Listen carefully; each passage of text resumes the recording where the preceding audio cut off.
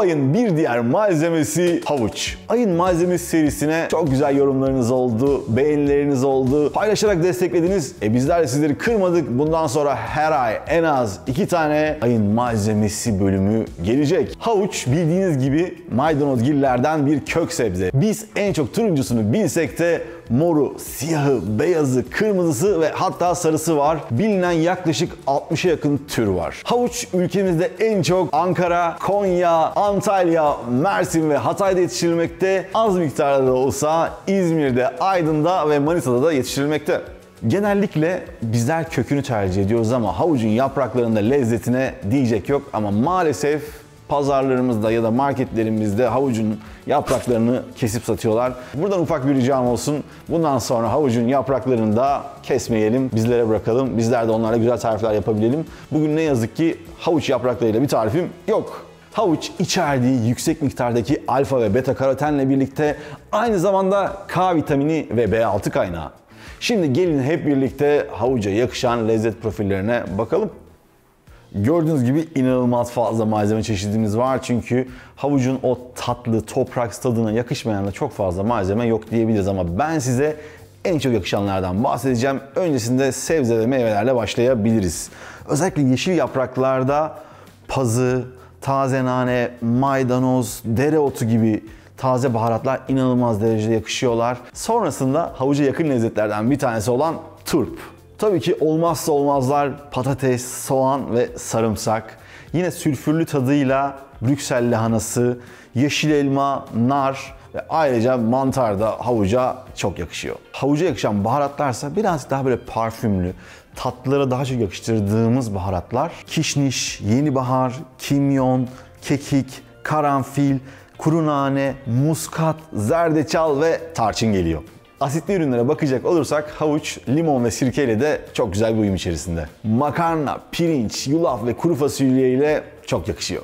Tatlılarda da kullandığımız havuca şeker türevleri de çok yakışıyor. Bunların başında bal, pekmez, toz şeker ve kuru meyveleri sayabiliriz. Bizde de kuru üzüm var. Yüksek yağ içeren süt ürünleriyle de havucun uyumu mükemmel. Yoğurt, tereyağı, krem peynir ve krema geliyor. Havuçla birlikte kullanabileceğimiz proteinlerin başında yumurta, beyaz etler ve kırmızı et geliyor. Ve son olarak kuru yemişler arasından ceviz. Bugün ben sizlere 2 çeşit havuçla yemekler yapacağım. Bir tanesi klasik turuncu havuç, bir diğeri de artık sürekli her yerde görmeye başladığımız mor havuç. Başta 2 renkli bir havuç mücver yapacağız. Sonrasında bir uzak doğu havuç çorbası yapacağız. Bir havuç turşusu göstereceğim. Sonra turşuyla beraber ılık bir piyaz yapacağız. Havuçtan bir sufle yapacağız. Son olarak da kahvaltılarınızı şenlendirecek havuçlu kek tadında bir porridge yapacağız. Yani bir yulaf lapası yapacağız. Öncesinde mutfağa gidelim. Havucu nasıl temizliyoruz, nasıl saklayabiliyoruz onlardan bahsedeceğiz. Sonra da hızlıca tarifler. Havuç kök bir sebze olduğundan buzdolabınızda aylarca rahatça saklayabilirsiniz. Sadece yıkamamış olmanız çok önemli burada. Ya da kuzey ülkelerinde şöyle bir yöntem yapıyorlar. Ya kum, toprak karışımı ya da kumla beraber böyle ağaç talaşlarının karışımını koyup havuçları içerisine gömüyorlar. Dışarıda bırakıyorlar soğuğun içerisinde. Aylarca tazeliğini aynı şekilde koruyor. Şimdi havuçları öncesinde yıkayalım, sonra da soymasını göstereceğim.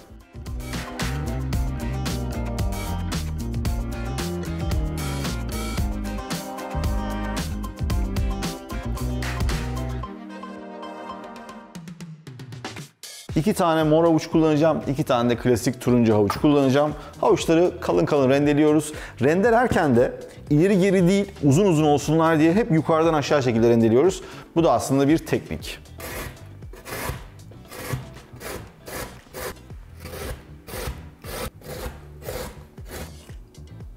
Ufak bir rende kazasından sonra yeşilliklerle devam edebiliriz. Taze soğanımız var. Ben taze soğanın sadece beyaz kısımlarını kullanacağım.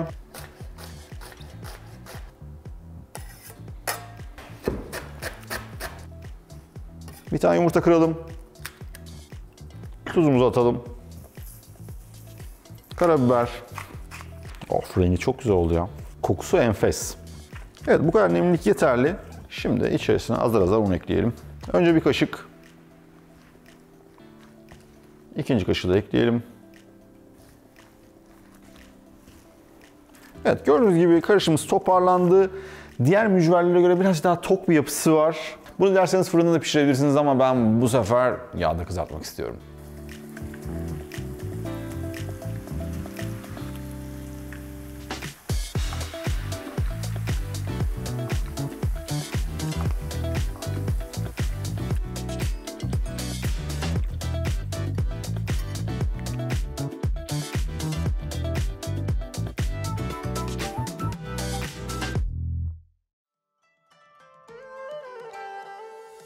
Bence daha önce denemediğiniz bir tarifi yapıyoruz. Hemen hızlıca başlayalım. Ocağımın altını açtım. Kısık ateşte hemen kavurmak için içerisine birazcık sıvı yağ koyuyorum.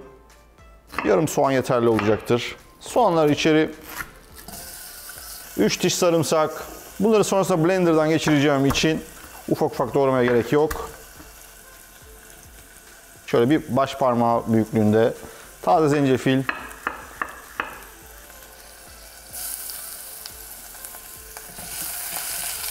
Havuçlarımızı halka halka doğrayacağız.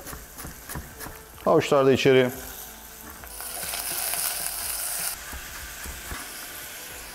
Güzel bir acılık katması için içerisine yarım çili biber. Tuzumuzu ekleyelim. Çok fazla değil. Şöyle 2 çay kaşığı kadar. Toz kişniş 1 çay kaşığı. Zerdeçal 1 tatlı kaşığı kadar. Hafif kimyon ekliyoruz. Çok değil. Yarım çay kaşığı. 1 tatlı kaşığı kadar köri ekliyoruz. Bu çorbanın özelliği birazcık tatlı, birazcık acı, hafif de ekşi olması ağzınızda resmen böyle bir lezzet fırtınası yaratıyor. İşte o tatlılığı verecek olan, hafif de yağlı bir tat verecek olan 1 tatlı kaşığı kadar fıstık ezmemiz var. Onu da ekliyoruz içerisine. Hafiften şekerini arttırmak için de dolu dolu 1 tatlı kaşığı ketçapımız var. Onları da kavuralım. Bakın hafiften böyle dibini tutturuyoruz, baharatlar yapışıyor. Sonra suyla ve limon suyuyla deglaze edeceğiz. İçerisinde çok özel bir malzeme var. Balık sosu. Eğer evinizde yoksa onu koymayabilirsiniz ama koyduğunuz zaman inanılmaz güzel bir lezzet veriyor. Yaklaşık 1 tatlı kaşığı kadar koyacağız. Çok yoğun olduğu için çok fazla koymamaya özen gösterin. Bu kadar kafi. Ben biraz seviyorum. Biraz fazla koydum. Hemen içerisine bir yarım limonun suyunu sıkıyoruz. Şimdi dibini güzelce kazıyın bakın. O fıstık ezmesi, ketçap inanılmaz aromalar veriyor. Şimdi hemen içerisine sıcak su ekleyeceğiz. Sebzeler yumuşayana kadar kısık ateşte pişireceğiz. Sonrasında blenderdan geçirip hazır hale getireceğiz. Hepsi bu kadar basit. Çorba inanılmaz güzel kokuyor. Çorbanın altını kapattık. Şimdi serviste üzerine ben birazcık pazı kullanacağım. Burada sıcak suyum var. Suya birazcık tuz atıyorum. Ben servisi yapana kadar şurada 1 dakika kadar tuzlu suda yumuşasınlar.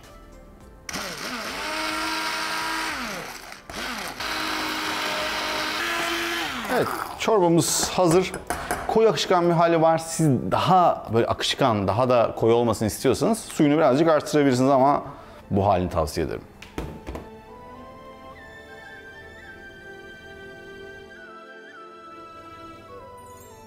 Ve çorbamız hazır. Hemen salamurumuzu hazırlayalım. Tavamıza yaklaşık 1 su bardağı sıcak su ekledik. Üzüm sirkesi, yarım yemek kaşığı tuz, dolu dolu 1 yemek kaşığı toz şeker. Bunlar burada bir taşım kaynayacaklar. Havuçları bir tane kaseye yine soyacaklı dışlarını soydum. Sadece böyle ince şeritler halinde içerisine soyarmış gibi yapıyoruz. Böylelikle bu ince katmanlar içerisine koyacağımız sıcak salamurayı çekebilecekler kolaylıkla. Bu ortadaki yumuşak gevşek kısmı kullanmıyoruz. Bunu mücverde kullanabilirsiniz. Altını kapatıyoruz. Hemen hazırladığımız bu havuçları doğruca içeriye alıyoruz. Üzerine de dökebiliriz, hiç problem değil. Hemen salamuranın içerisine bastırın, her yeri değsin. Soğuyana kadar aşağı yukarı bir 30-45 dakika arasında dinlenecek. Havuçlarımızı kontrol edelim. Bu nedir ya? Nasıl güzel bir renk. Büyükçe bir tava alın. Wok tava olursa işinizi görür. İçerisine şöyle bir yarım çay bardağı kadar bolca zeytinyağı koyuyoruz. Kırmızı soğan olursa çok daha lezzetli olur. Çok ince olmayacak şekilde piyaz doğruyoruz. Soğanlar hemen tavaya. Soğanı atıyoruz, tuz atıyoruz birazcık. Hemen haşlanmış fasulyelerimizi de ekleyelim içerisine. Hızlıca bir karıştırıyoruz. Maydanozları ufak ufak doğradık. Ocağı kapattıktan sonra koyacağız içerisine. Suyuyla beraber havuçlar içeri. İnanılmaz güzel. Hemen karıştıralım. Çok az şu ekşiden de koyacağım. sosa hiç gerek yok. Doğradığımız bolca maydanoz. Hafiften karıştırdık. Şimdi servis edeceğim. Üzerine taze nane, zeytinyağı ve nar taneleri süsledik mi bu işlem tamam.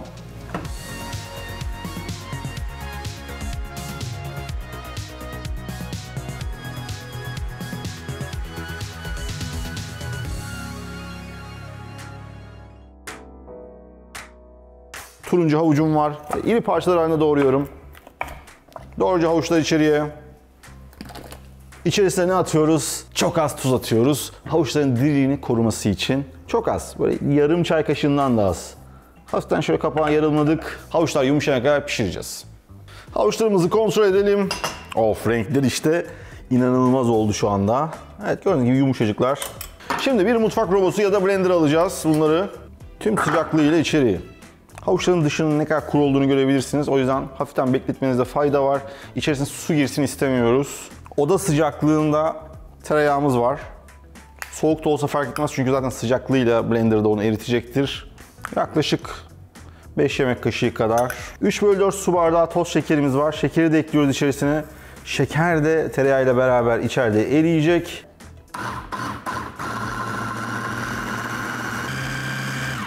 Tereyağı ve şeker eridi. Unutmayın içerisi sıcak. O yüzden yumurtaları tek tek ve hızlıca ekleyeceğiz.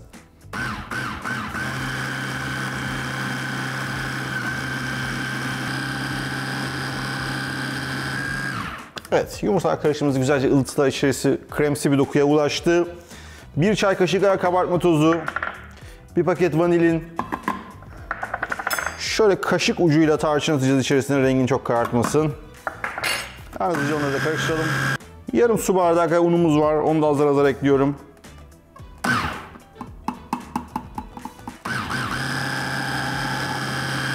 Son olarak 1 yemek kaşığı da nişastamız var. Ben daha kolay bir tarif görmedim. Ve hepsi bu kadar basit. Of. Kıvamı epey güzel. Fırınımı 180 derecede ısıttım. Fanlı şekilde çalışıyor. Ben aşağı yukarı bir 45-50 dakika pişireceğim. Ama siz ufak porsiyonlarda yaparsanız 20-25 dakikada pişecektir. Hiçbir şey koymuyoruz. Herhangi bir fırın kabı, yağlama falan yok. Döküyoruz, fırına atıyoruz.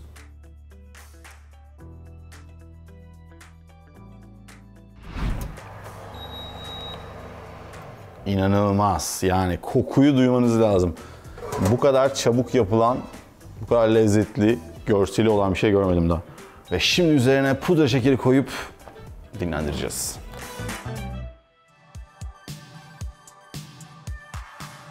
Ufak bir karıştırma, sos tenceresi olur, tava olur. 3 yemek kaşığı dolusu yulaf atıyoruz içerisine. 1 su bardağı soğuk süt. Ve 1 tane de ince rendelenmiş havucum var, orta boy. Şimdi bunları yumuşayana kadar pişireceğiz. Ufaktan kaynamayı gördük. Bakın koyulaşmaya başladı. Koyulaşmaya başlayınca içerisine dilediğiniz kuru yemişi atabilirsiniz ama ben birazcık kuru üzüm atacağım. O kuru üzümler de hafiften o nemden faydalansınlar. Yaklaşık 2 tatlı kaşığı, 1 yemek kaşığı kadar yeterli olacaktır. Yarım paket kadar toz vanilin ekliyorum. Birazcık tarçın ekleyeceğiz içerisine. Bir anda ortalık şimdi şenlenecek. İçerisine birkaç parça ceviz atacağım. Cevizleri dövebilirsiniz ama ben aralarda böyle gelsin çok seviyorum. Çıtır çıtır. O yüzden elimle kırıyorum. Kıvamı mükemmel. Böyle koyu akışkan. Tam benim sevdiğim gibi. Ocağın altını kapattım. İçerisine şöyle dolu bir kaşık bal. Yalnız bu aşamada bazen bal yerine yine ağzım sulanıyor. Fıstık ezmesi koyuyorum. O da çok enfes oluyor. Aklınızın bir köşesinde bulunsun.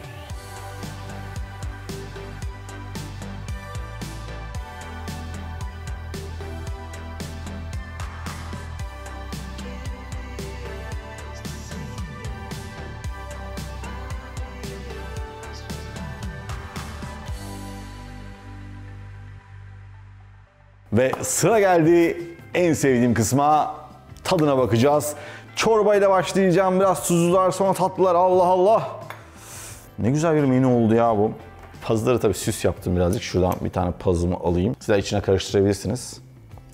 Şimdi kokusuyla başlayalım. Altta o bütün baharatların kokusu geliyor.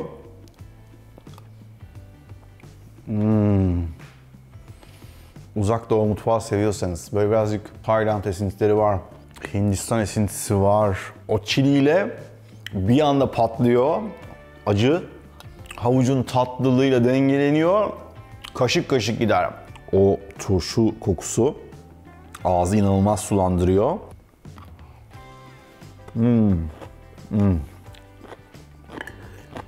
Tatlılar efsane. Bunu farklı salatalarda, sandviçlerinizde bile kullanabilirsiniz. Heyecanla beklediğim mücver. Mücvere bayılırım ve bu gerçekten çok çok kolay bir mücver. Yani çok az malzemesi var.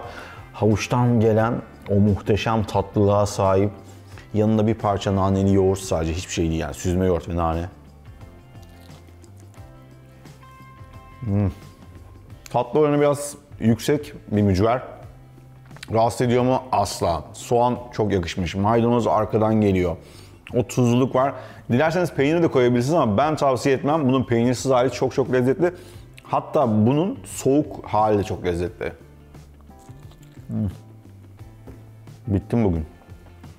İçerisi hala kremsi dokuda.